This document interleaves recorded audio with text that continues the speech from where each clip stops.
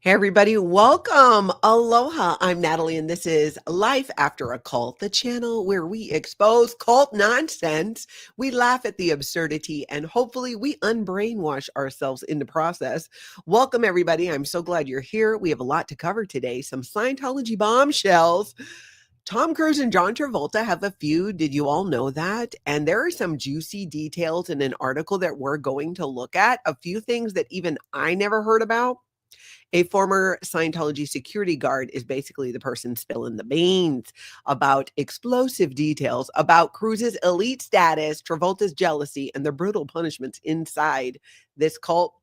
Meanwhile, Jenna Miscavige, the niece of Scientology leader David Miscavige, took a stand, gave amazing testimony at a LAPD commissioner meeting along with other former Scientologists and some activists. We're going to look at that. And a Missouri woman has pled guilty to fraudulently trying to sell Elvis Presley's Graceland. I have dealt with some trolls in my day, but dang.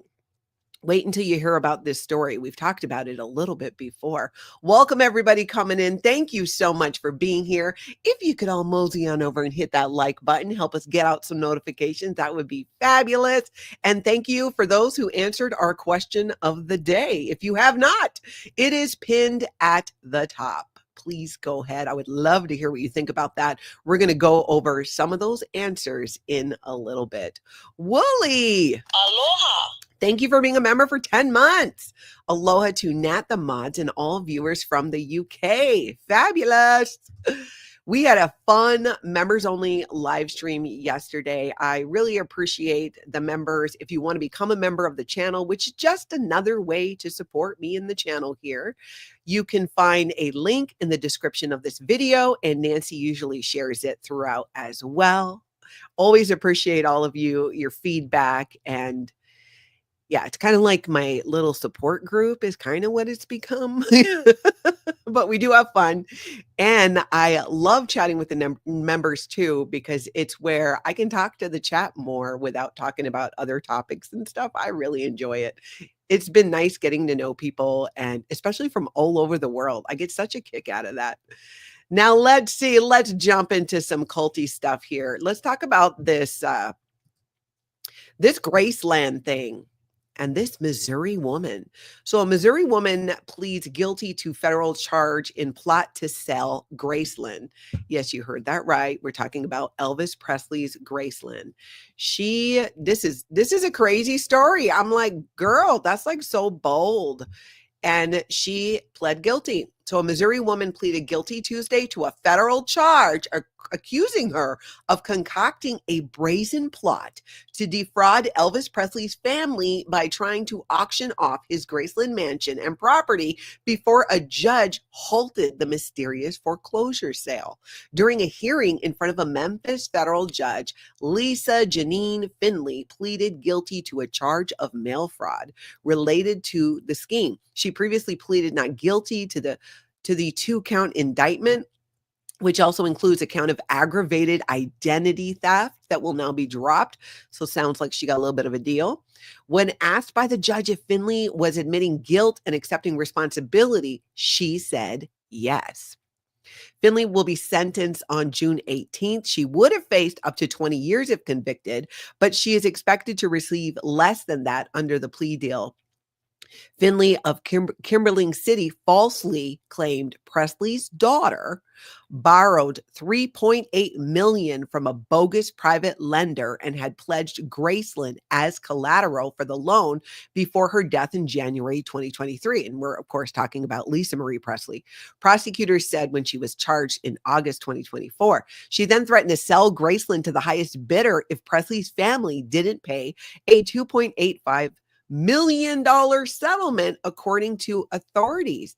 Talk about taking advantage of a situation. This was happening about the time too that Lisa Marie Presley had passed away. So already you got this family who's suffering, and then this woman comes up with this crazy, ridiculous thing that just caused all kinds of issues. It's such a troll. I think about there is a special place in the underground for people who target families, especially going through grief. When my Tony passed away, I had nothing on this level like the Presleys, but some crazy fraud or people trying to take advantage, and it still continues. I got to tell you, nothing brings some internet trolls around when you are newly widowed. Every friend request I get on Facebook, not every, but a lot of them, is retired military who are orthopedic surgeons. My ladies out there, you know what I'm talking about. It's just so obvious. Anyways, I should do a whole video about that. Some of the crazy things that people have, reached out and tried to pretend to be and stuff like that. I just don't understand it. I guess they think you're, in a vulnerable place, which you are after a loss. Vulnerable, but I'm not stupid. Good morning. Good to see you there, Aaron. We're going to look at some clips from yesterday, and I can't wait till you put together that video you talked about, putting them all like one after the other so we can see them straight through. I'm excited to talk about that today. All right, hold on. I think I missed something here. I wanted to say cats hate cults. Nobody move. We've dropped the aloha button. Hold on.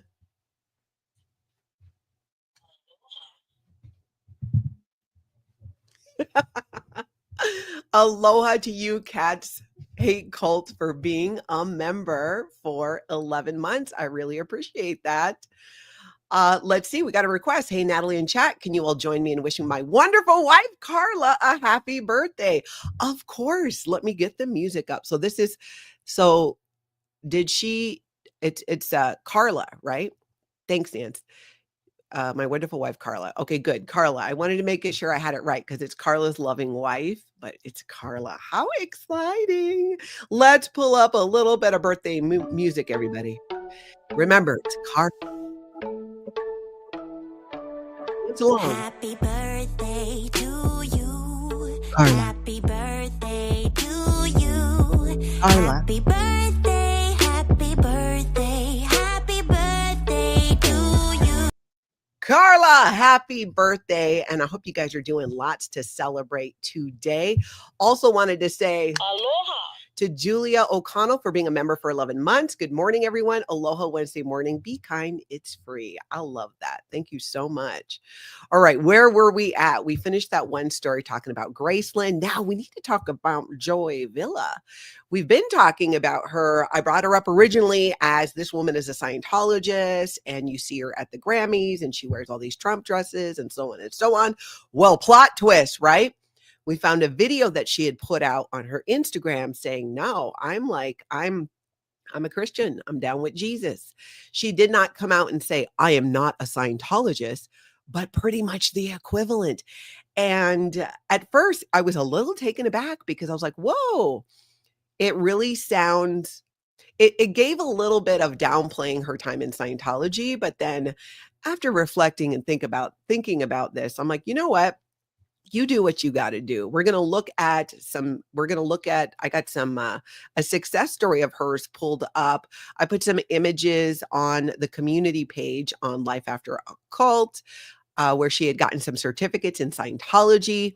And it really does seem like she was a hardcore Scientologist. And it does sound like she left. So if she really did left and is done, and after her video, I can't imagine that she's not, because she was over and over again, I believe in Jesus. Jesus is my Lord and Savior.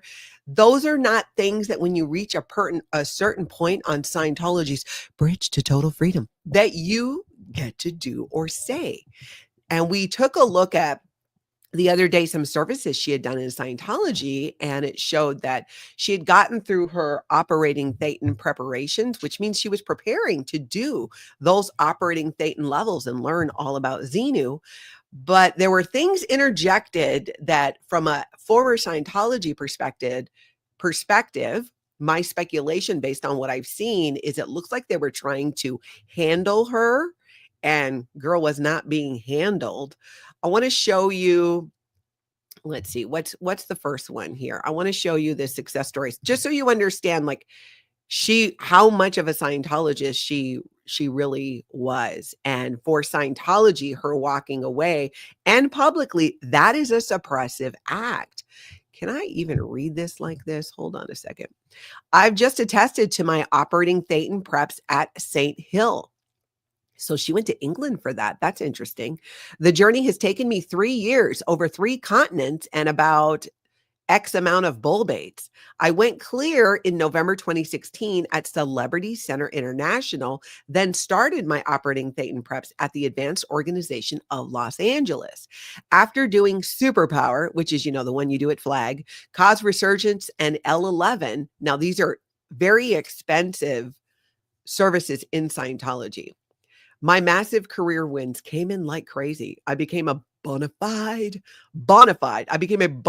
celebrity artist. The inflow was almost overwhelming. My dream came true as a singer as I hit major charts, walked famous red carpets, and was invited by top opinion leaders to sing, speak, and appear. It was insane. I had everything I wanted: full-blown pro-survival attention, a ton of self-earned money, a seemingly perfect marriage. So why did I need to rush to get to operating Thetan? Which she did not start, but I get where she's going. I dilettanted my bridge in this way, finishing L10, L12. Again, these are just expensive rundowns in Scientology. Very expensive. So she did that. She had massive wins, which was going so amazing and good, but I still didn't reach to do my operating Thetan levels. So it sounds like she didn't want to do her operating Thetan levels, and I don't blame her one bit, right? But she wasn't reaching to do it. Finally, a year later, after going clear, I went to Flag to start eligibility, but found myself in a total PTS situation. So potential trouble source. So she's saying she was connected to somebody who was suppressive. Let's see. All this beautiful power, zero training. Yikes. My manager was a suppressive person, and I was surrounded by nasty sharks, all alone and untrained in a massive deep sea nightmare. So this is where they got her doing training, right? Like, oh, you're not reaching for the operating Thetan levels. You got to be surrounded by suppressives. I'm sure it has nothing to do with the fact that Scientology is a scam and doesn't actually work. And lo and behold, her manager was a suppressive person. So back to Celebrity Center to train through level 0 and do the potential trouble source, the PTSD, a bulletproof vest, and a sec check. Oh, I think she did the potential trouble source rundown. So she did these courses. She did some more Scientology auditing, all these things to handle her. And this is where I think, this is my opinion, that things kind of started to go kablooey, was because they were trying to handle her. I don't know Joy Villa, but I don't know. I don't see her being massively handleable at the same time. So basically, she just goes on kind of like what ended up happening, her successes, her failures, right? How she ended up getting a divorce, a bunch of other stuff. She just kept going. She went to South Africa, to Johannesburg, and trained as a class 4 auditor. She's a very trained Scientologist. She trained through to become a New Era Dynetics auditor. This is not, this is not just every day people do this. Like, she was higher trained than I was. I didn't do a lot of auditor training in Scientology besides what's called solo auditing, just to audit myself. She was a full-blown trained auditor. So this is even more interesting to me that we're talking about a Scientologist who did a ton of Scientology and walked away from it. And power to her. I think this is a great step. I also think that this is good for people who are under the radar in Scientology, and let's be honest, just regular everyday Scientologists, to see this. She was not able to be handled. She still had her faith in Christianity and Jesus. I suspect that that is part of what they were trying to handle, and she wouldn't give it up. And she finally was like, nope, not doing it. This is who I am. This is how it is. So it does appear that she really has left Scientology, and publicly, which is a suppressive act. So I don't know, Scientology, what you gonna say about that? What you gonna do? Nothing. Danny, thanks so much for that super sticker. Aloha. Have a great day, everyone. Good to see you. I think that story is so interesting to me because I've been kind of like watching her as a Scientologist for a while. Oh, thank you, NYC girl. Maybe you can can you send me a link and timestamp to the video that you're talking about? I would love to see that. Natalie at lifeafteraccult.com. Angela, great question. Do we know when she became a Scientologist? I'm not aware. I'm not aware of that, but with the amount that she's done in Scientology, I mean, I think when we looked at truthaboutscientology.com, it was like early to mid 2000s when at least she started showing up with finishing courses. Queen of Karma says some people wake up to the fact that it's a cult when negative arises, when they love bomb you, and etc. It's easy to see everything with rose-colored glasses. That's so true, and that does sound like what happened to her as well. And then as soon as she started kind of pushing back, what happened? Girl, you connected to a suppressive. That is their solution for everything. You must be connected to a suppressive person. And failing that, it becomes you're a suppressive person. Because if Scientology doesn't sink in, if it doesn't work on you, there's something wrong with you per Scientology. We, of course, know this is not true. Let's see. I think I got a shot here. This is when she got her New Era Dianetics Auditor course completion certificate there. So very interesting. Very interesting.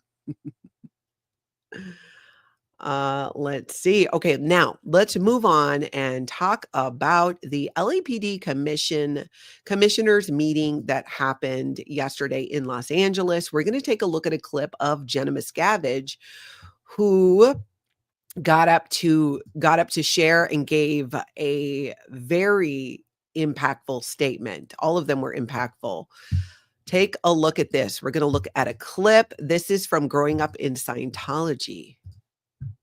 I was born and raised in Scientology, and just before my second birthday, my parents moved our family right here to Los Angeles to join Scientology's most dedicated group, where they signed 1 billion-year contracts, dedicating all of our souls, lifetime after lifetime, to Scientology. Joining this group meant I would never live in a home with my parents for the entirety of my childhood. It also meant being deprived of an education and being worked for long hours each day, digging trenches, hauling rocks, and being exposed to dangerous chemicals. And there's much more to that. I'm going to link it down below. If you did not catch this, check it out. And like I said, Erin at Growing Up in Scientology is working on, during the meeting, they weren't allowed to speak one after the other because the way they go in person, then they take a Zoom call in person and take a Zoom call. So I do believe Erin's going to edit and put something together so you can just see them all together. But you should still check it out. It was so impactful. We're going to look at a couple more clips. Does it matter to you, not to me? Aloha. Thank you for being a member for 9 months. Yesterday was huge for the community. I want to thank everyone who took part. Well, those that stayed on purpose. All right, let's look at another clip from this. Yeah, it was really quiet. You got to kind of turn it up.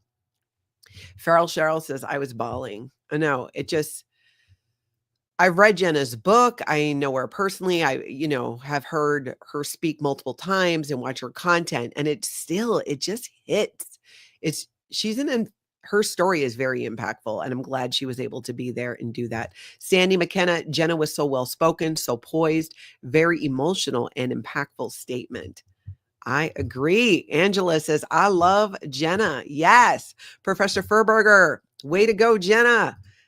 I love giving Jenna lots of aloha and love there. And I'm looking forward to her being back on YouTube and doing some content. She took the month off, so I can't wait to see what she's doing in March. Julie O'Connell says, I was bawling with everyone who spoke out. So true. So true.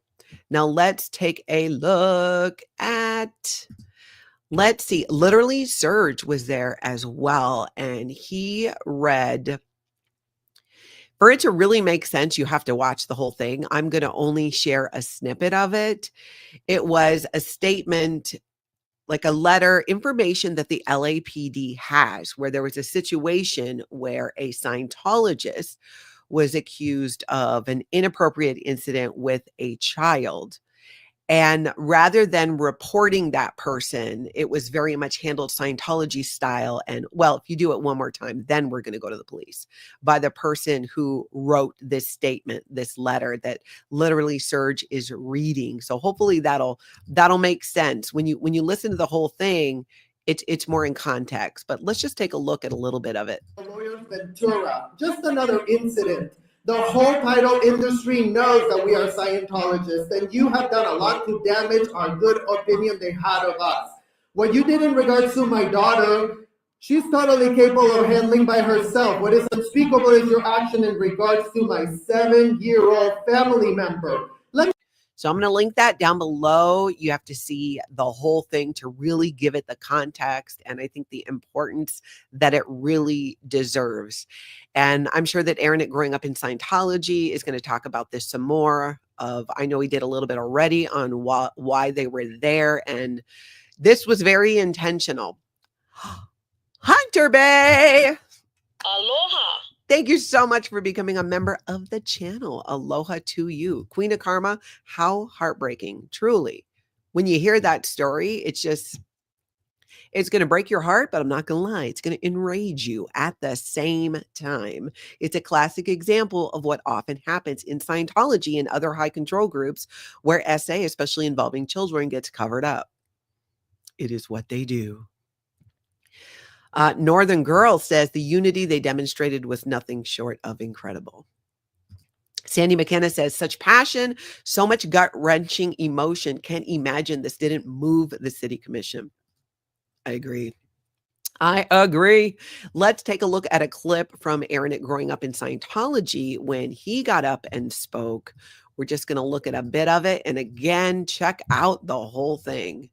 1997, Scientology issued an order to its senior staff that all internal ethics reports detailing crimes committed by Scientologists were to have any incriminating words, such as rape or child sex abuse, removed from the report and replaced with certain codes before such reports were sent up to management.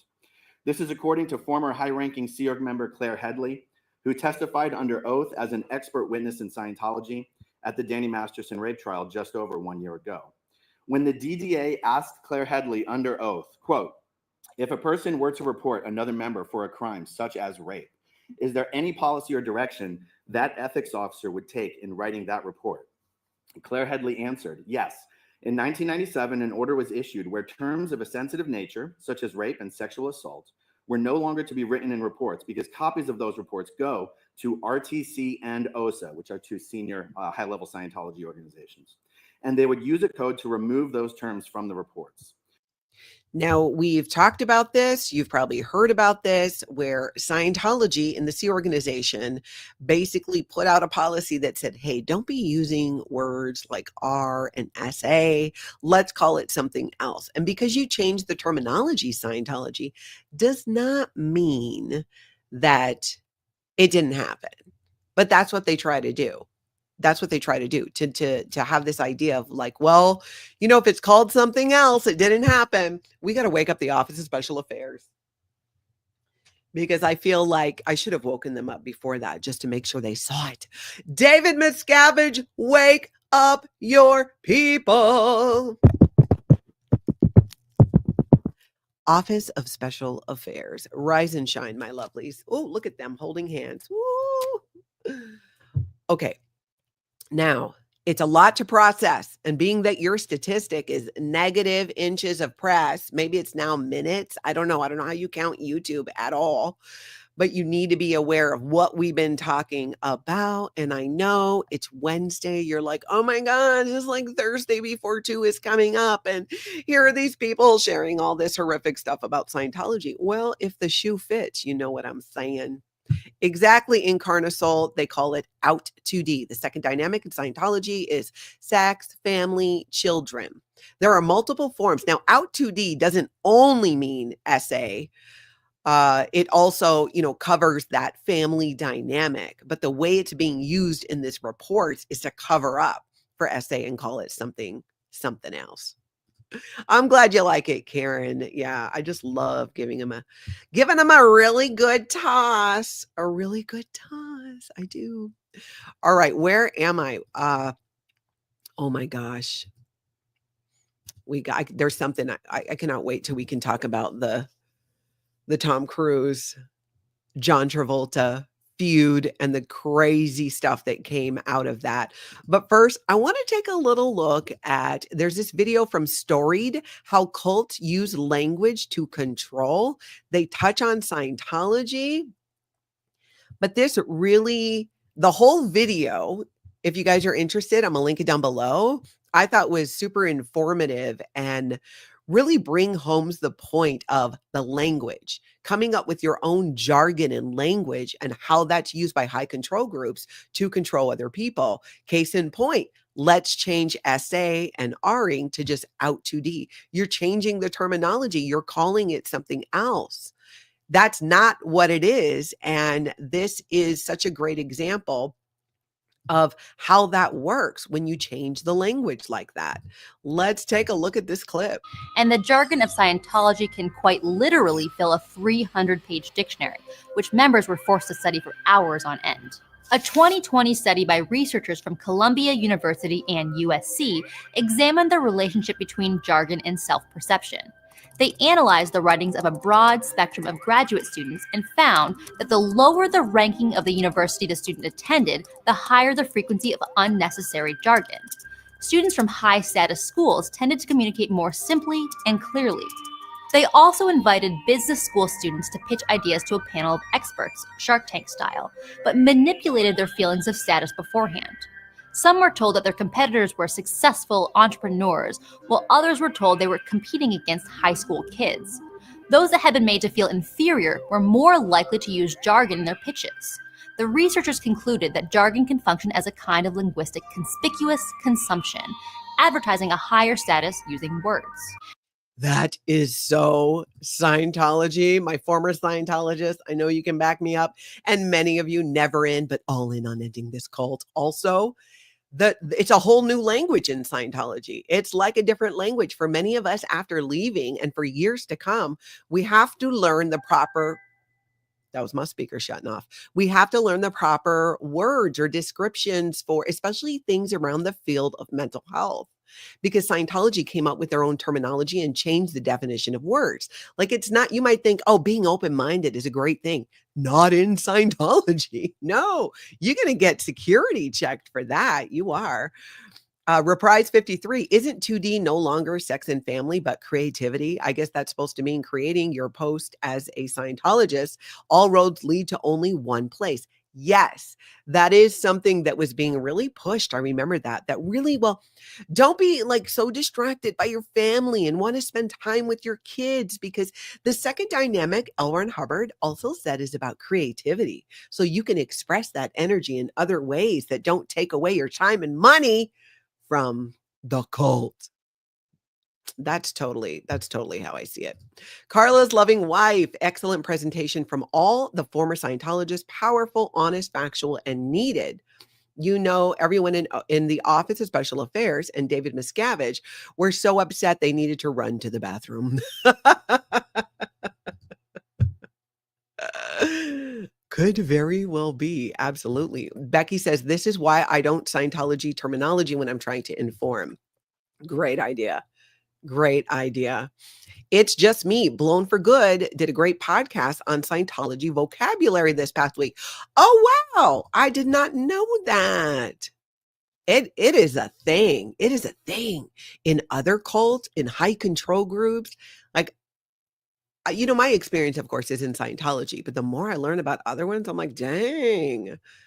Scientology is like massively culty, but so are a lot of these other high control groups, and they all do the same thing. That's the crazy thing to me, is it's like they all get one playbook and go, hey, let's do this.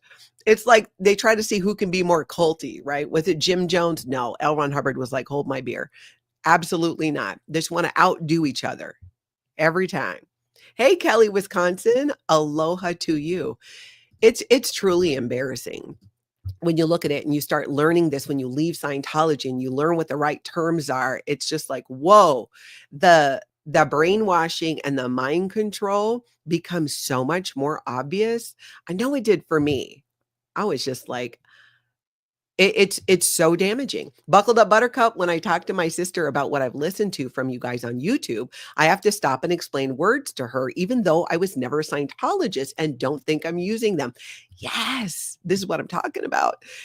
And here, that's why I try to explain the terminology that we use, even though many of you know what these words are. We have so many new people on the channel right now and I really appreciate everybody in the chat. If you're new to the channel, I want to stress, if you have a question, ask it. We have a very friendly aloha chat.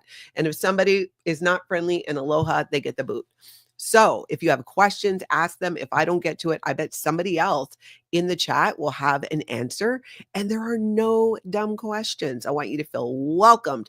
I appreciate you being here, and I appreciate the rest of you creating such an aloha community for people to be here, ask questions, learn more about cults, get educated, and know how to avoid them. Most importantly, now that we've gotten out of one, I got to avoid another one coming. I feel like that's just part of it.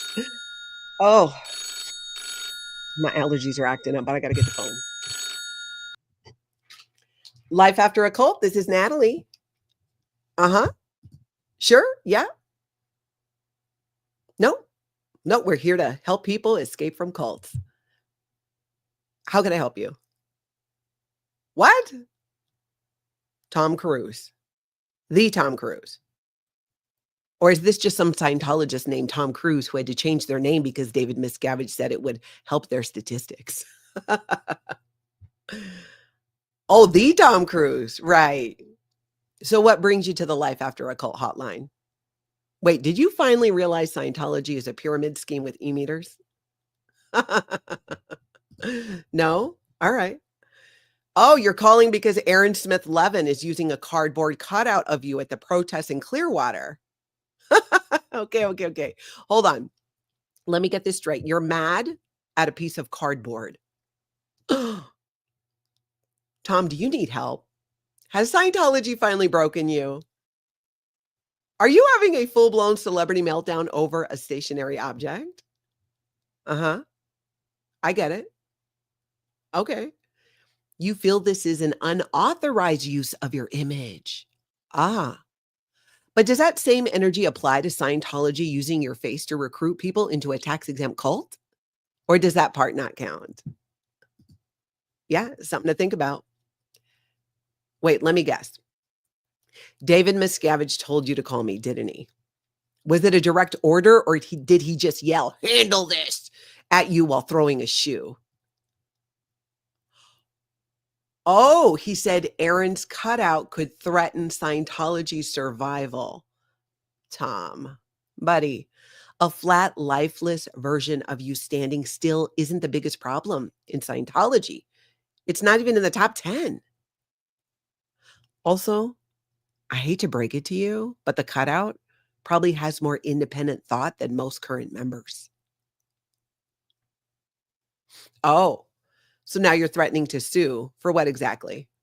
Unauthorized exposure to the truth? Reckless use of cardboard in a free society? Oh, no, I totally get it. If a protester waves a piece of cardboard with your face on it, it's slander. But when Scientology uses your face to trick people into giving them all their money, it's religious freedom. Makes total sense. Oh, Tom, to be honest, are you just upset because the cutout isn't clapping for David Miscavige? Okay, look. If you really want to get rid of the cutout, there's only one solution. Publicly leave Scientology. Boom. No one will ever use your face in a protest again. Easy fix. Oh, you can't do that. Right. Because then you'll be declared a suppressive person and Dave might have to, I don't know, think for himself. All right. Tom, you go ahead and write up your little cease and desist letter. Yeah. Meanwhile, I'll be over here encouraging Aaron to print out even more cutouts. In fact, maybe it's time for a whole Scientology celebrity protest army. I'm talking John Travolta, Kirstie Alley in spirit, of course, R.I.P. From a cardboard e-meter, an inflatable Sea Org ship. Let's make it a whole parade. You don't like that idea? Well, then you're really not going to like the idea I just had. Life-size David Miscavige cutouts. Yeah. Oh, well, you don't need to yell.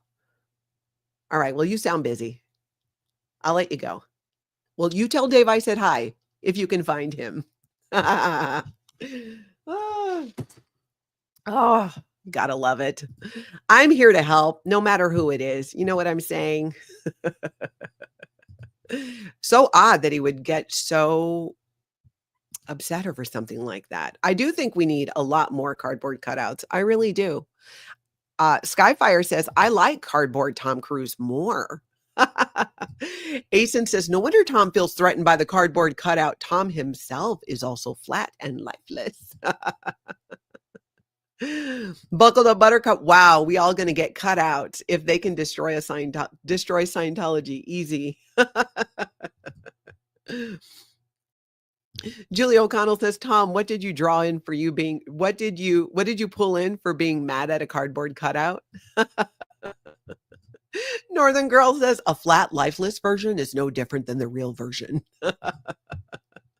Lacey, aloha to you.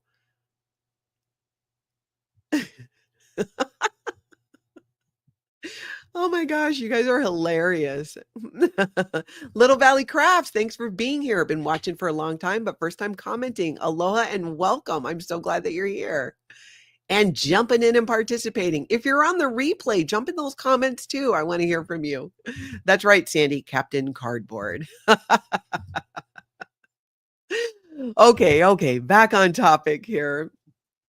I know, Defunct. I love it too. The life-size cardboard Tom is great. I love it. People love it. People love it. Everybody loves it. Everybody likes it. Everybody knows. Okay, we need to now talk about. There's this article. Now, this came out a while ago, but I missed it. I don't recall reading it. Some of these things I'd heard about, but not in this level of detail. Like I'd heard rumors that Tom Cruise and John Travolta were feuding. But I thought, people say that all the time. Is it really true? Like, even when I was in Scientology, I remember catching wind of that. But I just thought it was black PR. It was just, natter and propaganda. Robin Miners, with all that plastic surgery, he looks like Weekend at Bernie's anyways. Oh my gosh. Yeah. Nisa says, Tom, it's about time Tom left Scientology. He is now officially, is it out? I missed the last part of that. Oh, Janet Burns. I agree. More cardboard cutouts. How about all Tom's ex-wives? They could all be standing behind him. Oh my gosh. Oh, you guys are hilarious. Okay, let's look at this. This has got so much tea in it. So it's no secret that they despise each other. An ex-security guard for the cult of Scientology reveals bitter rivalry between Tom Cruise and John Travolta and how he was given the beating of his life for speaking to celebrities. You heard that right. So a former Scientologist security guard, Brendan Ty, he's the one who participated in this article. He was part of Tom Cruise's security detail at the cult's headquarters in Clearwater until 2009. So he basically shared how Cruise and John Travolta believed he was leader David Miscavige's favorite son. So Travolta was like, yes, I am David Miscavige's favorite person. And what ended up happening? Tom Cruise came along. And I'm going to tell you, he was not happy. John Travolta was not happy with what happened after that. So this former security guard told the Daily Mail, I can assure you Travolta doesn't recognize Cruise as a superior in any way. When Cruise got the medal, Travolta was so pissed off. Y'all remember when Tom Cruise got his giant plate of a medal, telling him how amazing he was, and he was the most dedicated Scientologist on the planet. I remember I was in Scientology still then, and I was thinking, really? More than the people who dedicated 1 billion years of their lifetime after lifetime to come back. More than the people who are working 24/7 for no money, pretty much, and giving up having families and all this stuff. Really? Well, I don't know that that part is what upset John Travolta, but still. The Top Gun actor was awarded the Freedom Medal of Valor by Miscavige, which is said to have made Travolta jealous and caused him to fire off an angry letter. I wish I could see this angry letter. The 37-year-old also told how he was forced to have his teeth whitened because you had to have a good smile for Tom Cruise. So that is just one of many things in this article that I want to talk about. You notice how when it's for the benefit of Tom Cruise, for satisfying and pleasuring Tom Cruise, then Sea Org members get some dental care. Not just in general. This is all for Tom Cruise. There's such a dog and pony show when it comes to keeping Tom Cruise happy, and this really lays it out. In all those years, I think he said hi to me 3 times, even though I'd be in the hotel every single day, he said.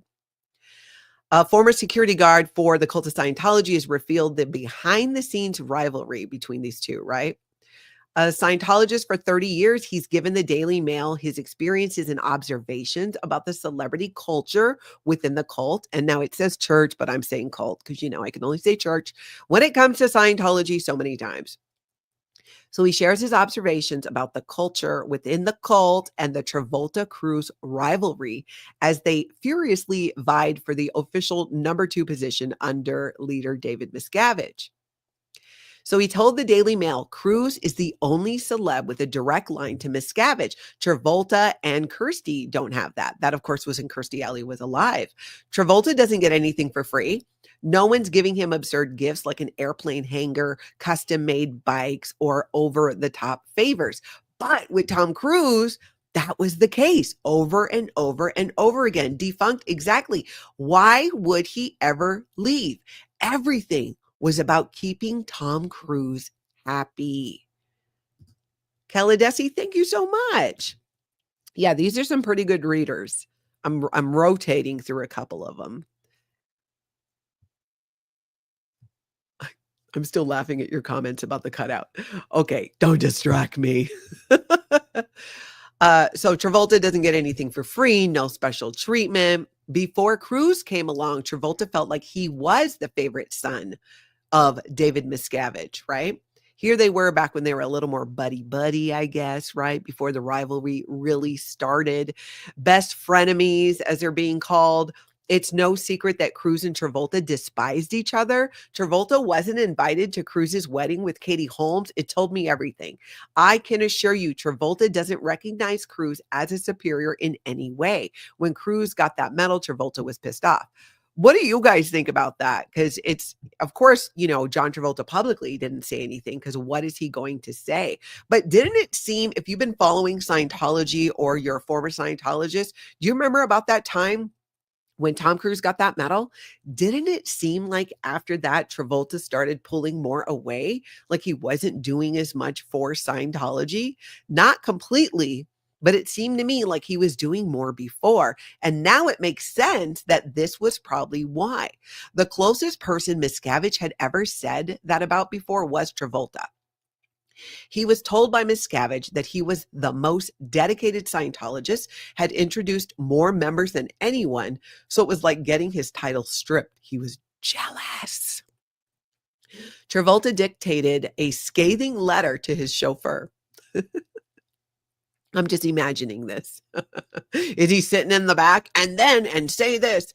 Who had to write Miscavige asking, quote, what the hell is this medal all about? Can you imagine? I'm assuming that this chauffeur was a Scientologist because, they're usually surrounded with Scientologists. Can you imagine? Put yourself in those shoes. You're John Travolta's chauffeur and you got to dictate a letter to the leader of Scientology, David Miscavige, asking what is up here? What is up with Tom Cruise? Why is he getting this medal? Can you imagine? What would you do if you were in those shoes? Let me know in the comments. If you're on the replay, tell me in the chat. What would you have done?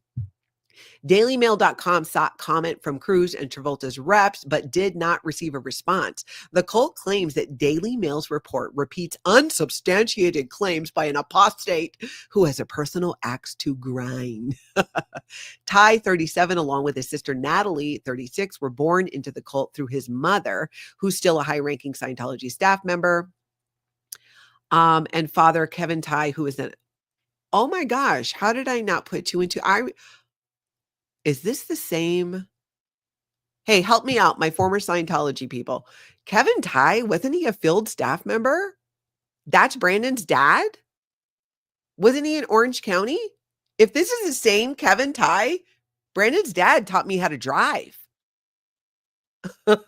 and took me to get my driver's license when I was in the Sea Org because I was working in Orange County for Flag and had to be able to drive.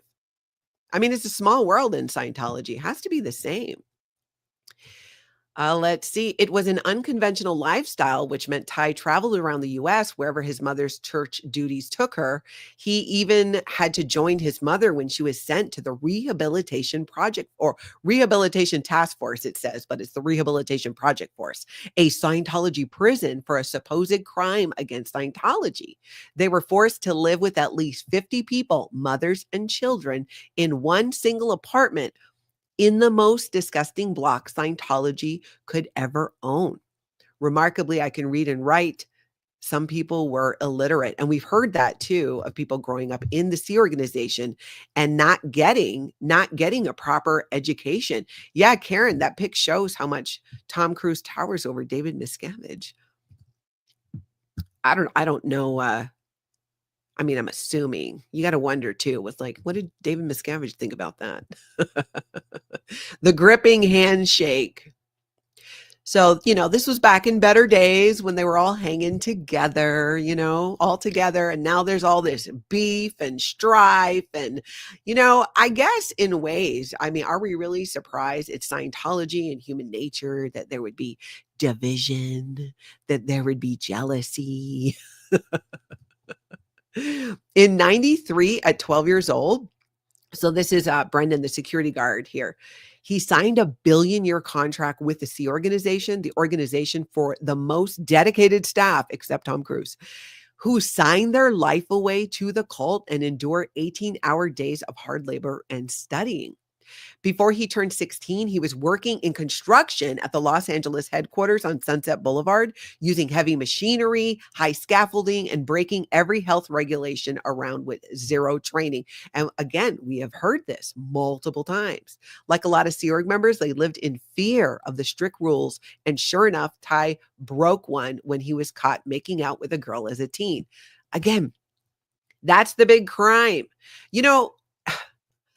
For as short as Scientology is on staff, because people leave all the time, or people need ethics handlings and they can't be on their post during their job, you would think like, I don't know, maybe stop sending people to the Rehabilitation Project Force because they kissed a girl, because they do what normal teenagers or adults do. It's insane. It shows you the level of insanity, because he would have been used as an example. Oh, you want to make out with a girl? Here's what happened. And let's not forget, yours truly was shipped off to Washington in the middle of winter when I was 13 from Hawaii because I kissed a boy. That's all I did. Grandpa Dad was like, nope, you're out. I think it had more to do with the fact that I wasn't happy about the whole Grandpa Dad situation than I did that I kissed a boy. I feel like that was just, that was just an excuse that was used. That's what I think. So he was on the Rehabilitation Project Force for 5 years, you guys. 5 years from the age of 16. Often working below ground in the huge boiler room at the 64,571 square foot Sunset Boulevard base, and then at the global headquarters in Clearwater. The RPF was insane. The standards were disgusting. The berthing was vile. The ceiling had rotted out above my bunk bed, which meant the drainage from a bathtub was leaking onto me. I survived on power bars that my dad would send me. He'd smuggle them into me through the lining of a case, which was stuffed with them. A public Scientologist had to sneak power bars into his teenage son who was working for Scientology. That's crazy.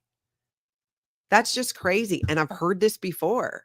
I mean, when my daughter Shelby was training in Florida in Clearwater, we provided her money and funds so she could go get protein bars, so she could, there were no snacks or anything too, or vitamins or any, toiletries. She wasn't being paid, nothing like that.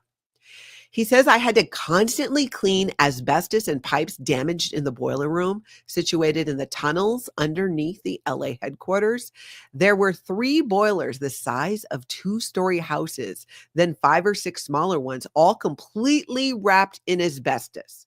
I was only 16 years old and working on 8-inch steel pipes, welding thousands of yards of steel pipes at that age. It was absurdly dangerous. Can you imagine being that age and being on the rehabilitation project force for 5 years and doing this type of work? After 1 year at the RPF in LA, I got transferred to finish off at Flag. I was remodeling a lot of the hotel rooms, but was handpicked to make the specialty furniture for Cruise's penthouse. So again, Tom Cruise, no wonder John Travolta was pissed off, right? I mean, I didn't hear of Sea Org members making specialty furniture for John Travolta. Not that I've heard. Doesn't mean it didn't happen. I've just not heard that.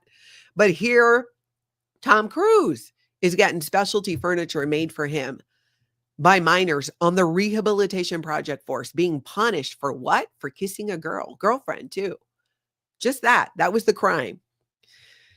They use these people as labor to do this type of stuff. And I don't doubt that that's why some people are so easily sent to the rehabilitation project force, because of that, because they need that labor to build what? Specialty furniture for Tom Cruise. Ty says on every other floor at the Osceola, there were 7 or 8 hotel rooms, but he had the whole floor. So Tom Cruise had the whole floor. It was British colonial style. There were 2 4-poster beds, all African mahogany, handmade plantation style shutters, 8 feet tall. And here's some pictures of Brendan doing that work on the RPF. This is the building, I believe, that Tom Cruise, this is the one he was talking about where they did the renovations, I think. Doing built-in custom-made floor-to-ceiling bookshelves, 2 giant 8-foot by 12-foot wide entertainment systems and beadboard ceilings. They'd also put up special satellite dishes for his television. The penthouse had triple the amount of cameras than anywhere, often disguised as smoke alarms, which makes me wonder, did he know all those cameras were there? I would imagine to a degree. Some of them I know they did, because the article also talks about how Tom Cruise's kids would make faces at the cameras. The Sandcastle security control room where Brendan worked monitored most areas where Scientology VIPs studied and lived, including Travolta and Cruise's personal quarters. From 2004, Brendan became the head of security at the Sandcastle until he left 5 years later. The Top Gun actor would often stay for months at a time, along with his huge entourage, and complete the operating Thetan levels, the highest of the cult studies. He goes on to say, I wasn't his personal bodyguard. That was a guy called Alger. But for 7 years in a row, I was doing his security details, such as guarding him when he walked down the street, and would be checking all the cameras in his living area.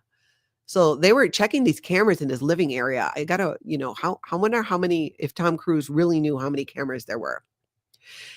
He goes on to say, I was a top priority with a dentist. I always had to have my teeth whitened and regular checkups. You had to have a good smile for Tom Cruise. That is I mean, I'm glad that he got that. But talk about some North Korea stuff. Let's just prop up some Sea Org members. Let's whiten their teeth. Let's make it look like everything is great here, just so Tom Cruise sees that. I mean, how crazy is that? It's insane. Angela says, when I think of how short life is, makes me very sad to think of how many years people waste in this group. Truly, you're not just, it's years in the group, but then it's years after leaving of healing and recovery and learning a better way to handle and deal with life. Jesse, I agree with you. I would rather meet John than Tom. I agree. 5 of us were ordered to get gun licenses out of 47 security. We'd have a gun strapped to our legs. It was specifically for Cruise and Miscavige. It was amped up when the protester group called Anonymous started in the early 2000s. I mean, this is just crazy. In all those years, I think he said hi to me 3 times, even though I'd been in the hotel every single day. When you see him glad handing everyone in videos, he never did that at Flag. He kept to himself. Even if he was on a course with 200 people, he'd have a 3-person security buffer from anyone. So it really seems that Tom Cruise himself didn't want anything to do with Scientologists. That's what it seems like to me. Like, no.